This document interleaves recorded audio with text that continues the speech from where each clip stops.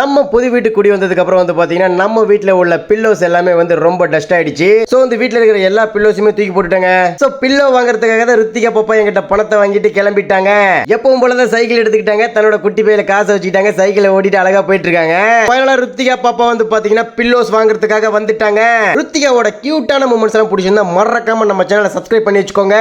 அங்க போயிட்டு பாப்பாட்ட சொன்ன சாமி நம்ம வீட்டுக்கு ஏத்த மாதிரி ஒரு 4 பில்லோஸ் சூஸ் பண்ணு. பில்லோஸ் எல்லாம் சூப்பரா இருக்கணும் அப்படின்னா பாப்பா வந்து பாத்தீங்கன்னா ஒவ்வொரு கலரா எடுத்து எடுத்து ஜாலியா விளையாண்டுட்டு இருக்காங்க. தூக்கி தூக்கி பாக்குறாங்க. ஒரே ஆனந்தமா இருக்க மாட்டிருக்கு பாப்பாவுக்கு. இது வந்து பாத்தீங்கன்னா ஃபுல் ஃபோமுங்க. இந்த பில்லோவை அப்படியே வாஷ் பண்ணிக்கலாம்னு கூட சொன்னாங்க.